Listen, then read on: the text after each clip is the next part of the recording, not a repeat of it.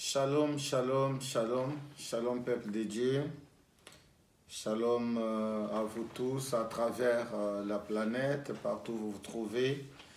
Comme nous l'avions annoncé dans notre petite annonce, que nous allons nous occuper de nos tout petits qui sont confinés avec nos parents à la maison, qui ne peuvent plus aller à l'école des dimanches. Peut-être qu'ils sont un peu dans tout à la maison, manger, sauter, crier, tout ça. Alors, on s'était dit que nous devons nous occuper de nos enfants. Alors, c'est ce que nous allons faire ce soir, ensemble avec nos chers petits-enfants. Nous allons commencer ce que Frère Branham nous dit, que les petits-enfants, c'est notre responsabilité à nous les parents de nous occuper de nos enfants. C'est pourquoi nous allons lire peut-être trois petites citations du prophète William Marion Branham. Après, nous allons parler quelques minutes avec nos petits-enfants et puis ça sera fini. Donc, le but, c'est quoi? C'est de leur apprendre les histoires de la Bible, pour qu'ils connaissent au moins ce qui s'est passé dans la Bible.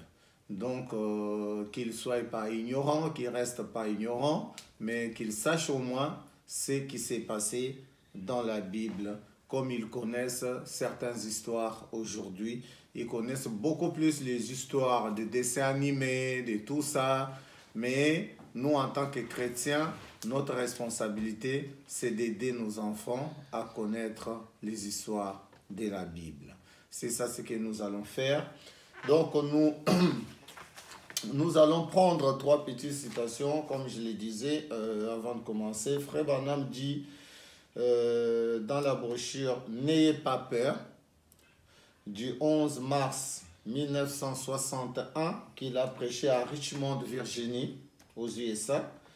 Il dit au paragraphe 31,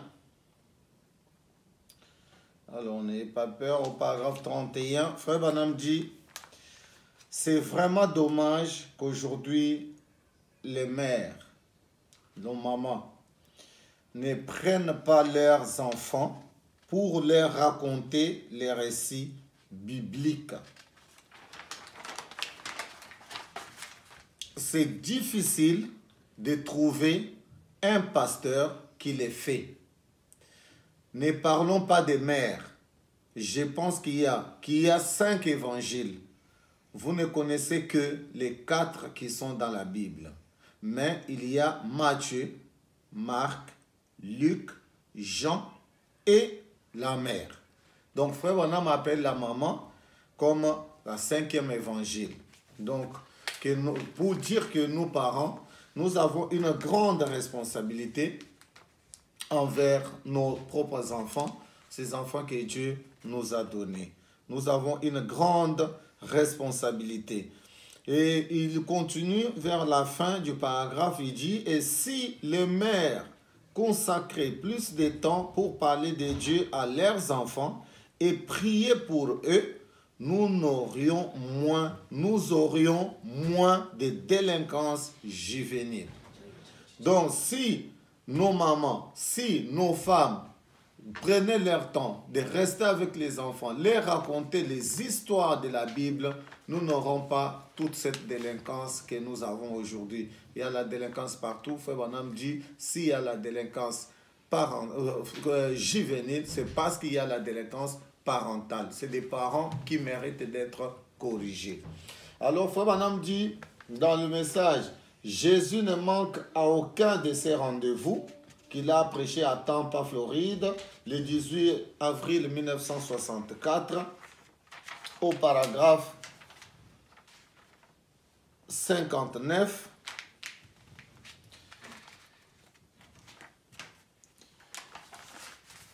Au paragraphe 59, il dit, vous savez bien, des fois, c'est vers la fin, je prends la partie vers la fin pour ne pas vous prendre trop de temps. Vous savez bien, des fois, nous pensons à la délinquance juvénile, Moi, je pense plus qu'il s'agit de la délinquance des parents. On devrait enseigner aux enfants à prier et à servir Dieu, au lieu que la maman se rende quelque part à une partie des cartes, à sa partie religieuse des cartes, et que le papa se rende quelque part à un parcours de golf, et que la sœur sorte avec les cadets là dans la rue, courant tout autour, et peut-être que les choses auraient été différentes s'ils avaient un hôtel de prière à l'ancienne mode, la Bible au lieu des jeux de cartes. Et s'ils avaient jeté cette télévision à la porte il y a longtemps, cela aurait pu être différent. Autrefois, pour vous tous, c'était un acte répréhensible que de vous rendre au cinéma. Le diable nous a vraiment eu, il l'a carrément introduit. Donc, si nos mamans devaient rester à la maison, si nous, parents, nous devions prendre notre responsabilité à encadrer nos enfants, je pense qu'il y aurait moins de toute cette délinquance que nous voyons aujourd'hui parmi nos enfants. Alors, nous prenons la dernière citation, c'est dans l'aveugle Bartimée. L'aveugle Bartimée au paragraphe 10.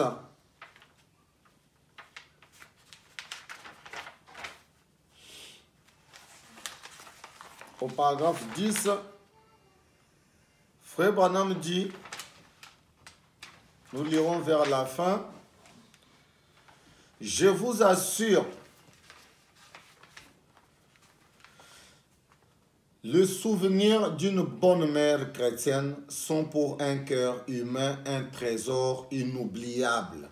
Ô Dieu, donne-nous encore des mères qui prendront leurs enfants et qui, au lieu d'essayer de leur enseigner les claquettes et quelque chose qui va ruiner et gâcher leur vie, leur liront les histoires de la Bible et leur parleront du Dieu du ciel et des paix. Dieu sait que nous avons besoin de cela par-dessus tout aujourd'hui pour la maternité. Donc, nous avons besoin de lire les histoires de la Bible à nos enfants. Et c'est ce que nous allons faire aujourd'hui, nous, en tant que parents. Nous allons lire, nous allons apprendre à nos enfants. Nous prendrons petit à petit pour leur lire les petites histoires. Nous commencerons par la création. Nous leur parlerons d'Adam et Ève. Nous avancerons pour parler de Caïn et Abel. Nous parlerons de Noé. Nous parlerons de la tour de Babel. Nous parlerons d'Abraham et Isaac. Nous parlerons de Joseph, Moïse et les 10 commandements. Petit à petit, nous allons avancer jusqu'à ce que, si le Seigneur le permet, que nous puissions finir toutes les histoires qu'il y a dans la Bible petit à petit. Alors, nous avons choisi cette Bible illustrée. Peut-être beaucoup parmi vous connaissent cette Bible illustrée. C'est ça que nous avons choisi pour pouvoir raconter toutes les histoires aux gamins. Donc, avec la Bible 8 secondes en appui. Donc, nous prendrons notre première partie qui parle de la création. Donc, la création, chers petits-enfants, bonjour, bonsoir, parmi vous, partout où vous êtes. Aujourd'hui, nous parlons de la création. Nous allons parler de comment Dieu a créé le monde. Où est-ce que le monde a commencé? Comment le monde a commencé? Donc, vous savez que le monde n'existe pas par lui. Quelqu'un, quelque part, s'est levé un jour, il a prononcé une parole de sa bouche et le monde est venu à l'existence. Donc, c'est un monde qui a été créé par quelqu'un. Et c'est quelqu'un-là, c'est un Dieu qui est quelque part. Donc, je pense que vous savez que l'histoire de la création se trouve dans le livre de Genèse. Le livre de Genèse qui signifie la création ou le commencement. C'est ça, Genèse. Genèse signifie la création ou le commencement ou le début. Donc, c'est par là que le monde a commencé. C'est dans le livre de Genèse. C'est là-bas qu'on parle de la création. Donc là-bas, l'histoire de la création se trouve dans Genèse. Alors, Dieu a créé le monde en combien de jours? Vous les enfants, partout où vous êtes, on vous pose la question, en combien de jours est-ce que Dieu a créé le monde? Donc, Dieu, on va voir ça dans la Bible ensemble. Hein? On va lire ensemble dans la Bible, dans le livre de Genèse, pour voir en combien de temps Dieu a créé le monde.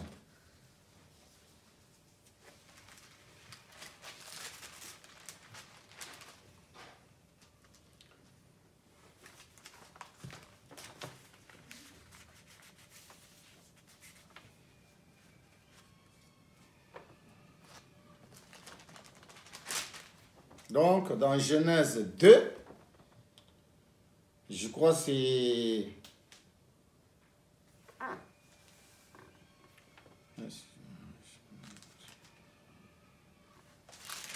Donc, dans Genèse 1er,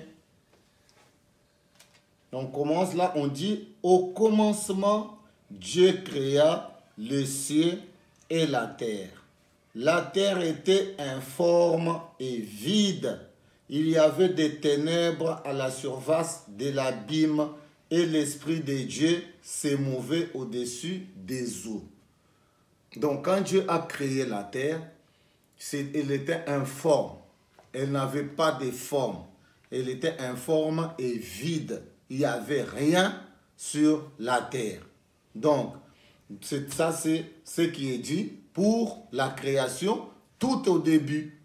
Donc, Dieu a créé le monde. Il n'y avait rien sur la terre. Et la terre était informe et vide. Vide.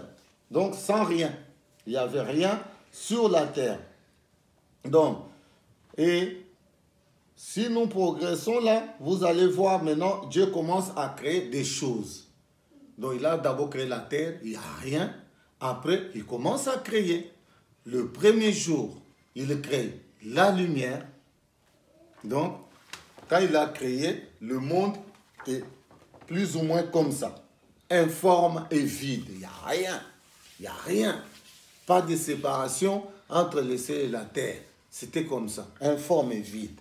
Après, il a dit, le premier jour, on dit, le premier jour, Dieu dit que la lumière soit, et la lumière fut. Donc le premier jour, Dieu a créé la lumière. Et le deuxième jour, Dieu crée quoi? Dieu il crée le ciel, il dit, le deuxième jour, Dieu dit qu'un espace sépare les eaux de ce qui se passe. C'est ce qui se passa. Dieu appela les cieux l'espace qui sépare les eaux d'en haut, des ciels d'en haut. Et donc, le deuxième jour, donc, il a créé la lumière qui a séparé les ciels avec la terre. Il a séparé les ciels avec la terre. Et le troisième jour, Dieu crée quoi? Le troisième jour, Dieu dit que les eaux d'en bas se rassemblent en un seul lien et que le sec apparaisse. Donc les eaux d'en haut, ils se sont rassemblés, ça formait le ciel. Ça, c'était le deuxième jour. Les eaux d'en bas, ils se sont rassemblés, ça formait la terre solide. Ça formait la terre. Donc c'est comme ça que Dieu progresse. C'est ce qui s'est passé. Dieu appela le sec la terre. Les eaux, mer, et Dieu vit que c'était bien. Vous voyez? Donc, qu'est-ce qu'il créa encore le quatrième jour? Le quatrième jour, Dieu crée maintenant les luminaires. Le soleil, la lune, les étoiles. Tout ce qui va avec. Donc, la terre commence à prendre la forme. Ça commence à se différencier un peu avec le début. Donc, tout au début, il a créé la terre informe et vide. Sans forme, sans rien, tout est mélangé, tout est comme ça, dans les noirs, tout ça. Et puis, petit à petit, Dieu commence à former. Il forme d'abord, et il sépare d'abord la terre, le solide, avec le ciel. Hein? Donc, il nomme les eaux qui se sont formées en haut, le ciel, les eaux qui se sont formées en bas, la terre, et il met la lumière. Il est en train de progresser comme ça. Donc, le quatrième jour, Donc, c'est là où il crée les luminaires. Que la terre se couvre de verdure. Donc, qu'est-ce qu'il dit? Quand les eaux d'en bas, et puis, c'est ce qui se passe, ainsi de suite. Donc, et Dieu vit que c'était bien. Que la terre se couvre de verdure, des plantes et d'arbres avec leurs graines et les fruits, tout ça là. C'est quand il crée la terre, il dit que la terre produise machin, tout ça. Et la terre produisit des arbres, tout ce que vous voyez, les plantes, tout ça là. Et puis, voilà. Qu'il y ait des lumières dans le ciel pour séparer les jours de la nuit. Qu'elles servent pour marquer les fêtes et les saisons, les jours et les années, et qu'elles éclairent la terre. Donc, il a créé le soleil, la lune, les étoiles. C'est pour différencier les jours de la nuit. Donc, Dieu, il est en train maintenant de modifier un peu la terre qui était informe et vide. Il est en train de lui donner la forme. Donc, c'est ce qui s'est passé. Dieu fit deux grandes sources de lumière. Le soleil pour le jour, la lune pour la nuit. Il fit aussi les étoiles. Et Dieu vit que c'était bien. Donc, il a mis le soleil pour nous éclairer pendant la journée. Et il a mis la lune pour éclairer pendant la nuit. Donc, et les étoiles pendant la nuit. Donc, Dieu vit que c'était bon parce que ça prenait la forme, en fait. Ça commençait à devenir quand même quelque chose de bien visible, de beau, quoi. Le cinquième jour, qu'est-ce que Dieu va créer le cinquième jour? Que les eaux soient remplies d'êtres vivants et que les oiseaux volent dans le ciel. Là, il commence à créer maintenant les animaux. Des oiseaux, les animaux, tout ça là, tu vois. Il commence à remplir maintenant avec les êtres vivants, comme les animaux, les oiseaux. Il les crée comme ça, il les remplit sur la terre. Dieu créa tous les animaux qui vont et viennent dans l'eau, ainsi que toutes les espèces d'oiseaux. Dieu vit que c'était bien. Il les bénit et leur dit, multipliez-vous dans le ciel et la mer. Donc ça c'était le cinquième jour. Il a créé les animaux, les poissons, tout ça. Tous ces animaux, les reptiles, tout. Il leur a dit, multipliez-vous. Il les a envoyés, il leur a dit, multipliez-vous. Alors, le sixième jour, qu'est-ce que Dieu crée le sixième jour?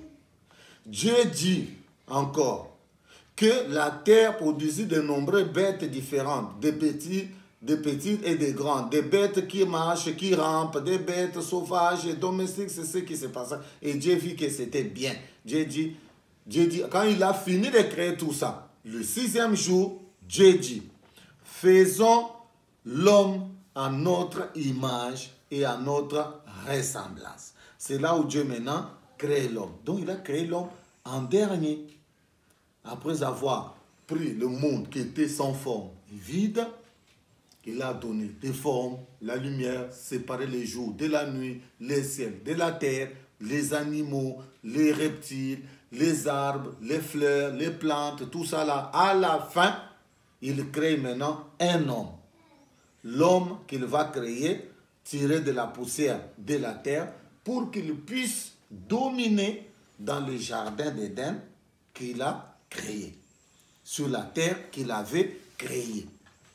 Tu vois, il a créé une terre, il a formé comme ça, il crée maintenant l'homme pour qu'il puisse dominer et vivre dans cet endroit-là. Et cet homme-là, il est nommé Adam. Il a nommé cet homme-là Adam, qui veut dire tiré de la terre. Voilà. Donc, il crée Adam. Adam est là dans le jardin. Mais Dieu, il a vu que Adam ne pouvait pas vivre tout seul. Il a dit qu'il n'est pas bon que l'homme soit seul. Je lui ferai une aide semblable. C'est là que Dieu maintenant va endormir Adam. Il va tirer la côte d'Adam et former Ève. Et quand il a présenté Ève à Adam, il a dit, voici cette fois-ci, celle qui est os de mes os et chair de ma chair. On l'appellera Ève parce qu'elle a été tirée de moi. Donc voilà, c'est comme ça qu'on a formé Ève. Et c'est là qu'il a eu son épouse Ève. Et comme ça, Dieu a mis maintenant le jardin d'Éden. C'est dans Genèse au chapitre 2, verset 8. Qu'est-ce qu'il dit? Il dit, puis l'Éternel Dieu planta un jardin en Éden du côté de l'Orient et il y mit l'homme qu'il avait formé. L'Éternel Dieu dit, poussez du sol des arbres de toute espèce agréable à voir et bon à manger. Donc, il a placé l'homme dans le jardin d'Éden pour qu'il puisse les gérer, pour qu'il puisse les dominer et les gérer, les surveiller au fait. Vous voyez, il puisse les cultiver et les garder, qu'il les garde. C'est ça le pourquoi Dieu avait donné à Adam les jardins d'Éden. Donc, mais comme ça, mais comme le diable, il n'était pas content, alors il est entré dans les serpents pour venir tromper Ève en absence d'Adam. Et c'est comme ça que le péché est entré dans les jardins d'Éden. Et il y a eu une naissance qui n'était pas désirée de Dieu, une naissance par la tromperie. Caïn est venu à l'existence. Alors, nous avons été coupés, donc il y a eu problème de connexion. Nous étions déjà au niveau des enfants qui sont nés. Il y a eu Caïn qui est né. Après, il y a eu Abel qui est né. Caïn, comme il était né de la tromperie, comme il était né de la malice du diable, il était jaloux de son frère. Toi qui grandis dans la famille avec tes petits frères, avec tes grands frères, tes grandes sœurs, tout ça là, aime-les, aie un cœur de Dieu, respecte tes parents, ne sois pas comme Caïn. Caïn n'avait pas écouté, il n'avait même pas écouté la voix de Dieu. Il a haï son frère pour rien jusqu'à le tuer. Donc je crois que vous avez bien suivi cette première partie qui concernait la création et c'était cette petite partie que nous avions préparée pour vous. Nous ne voulons pas vous mettre beaucoup de trucs dans la tête. Donc nous voulons que petit à petit, que nous puissions avancer. Ça, c'était d'abord concernant la création. Vous avez compris qu'après que Ève soit formée de la côte d'Adam, ils vivaient dans leur domaine paisiblement jusqu'au jour où le serpent séduisit Ève et ils mangèrent le fruit de la connaissance du bien et du mal. Tout ça, c'est toujours dans le livre de Genèse. Genèse qui veut dire le commencement ou le début. Donc voilà. Alors, ce que moi je veux vous demander pour terminer, j'ai 5 petites questions pour vous que vous allez aussi rester travailler. On se reverra la fois prochaine pour trouver des réponses. Donc, vous prendrez toutes ces questions, vous trouverez les réponses toujours dans les livres de Genèse. Je ne réponds pas pour vous. Je crois que la plus grande partie, je l'ai dit dans ce que j'ai dit. Je vous laisse aussi les soins de chercher et la fois prochaine, vous pouvez toujours répondre ensemble avec moi. Dans le commentaire, vous pouvez noter vos réponses. Je les lirai et je vous répondrai. Donc, pour le moment, je n'ai pas encore un numéro lié à mon compte. Vous l'aurez prochainement. Mais là, notez vos réponses dans le commentaire et on répondra ensemble la fois prochaine. Les 5 questions sont: numéro 1, la première question. Qu'est-ce que Dieu a créé le 3e jour? Qu'est-ce que Dieu a créé le 3e jour? Question numéro 2. Pourquoi Dieu avait placé l'homme dans le jardin d'Éden? Deuxième question. Pourquoi Dieu avait placé l'homme dans le jardin d'Éden? Troisième question. Qui a été tiré de la côte d'Adam? Donc, vous allez me répondre. C'est qui a été tiré de la côte d'Adam? Alors, quatrième question. Quels sont les enfants d'Adam et Ève? C'est qui les enfants d'Adam et Ève? Cinquième question. Qui avait tué son frère à cause de la jalousie? C'est qui a tué son frère à cause de la jalousie? Voilà les 5 questions que je vous laisse le soin de travailler avec la Bible. Et moi et vous, on se revoit la fois prochaine et on vous tiendra au courant. Bonne soirée, que Dieu vous bénisse. Gardez la paix, gardez l'amour. Que la grâce du Seigneur Jésus-Christ vous soit accordée, vous tous, avec vos parents. Que le Seigneur vous bénisse richement et bye bye.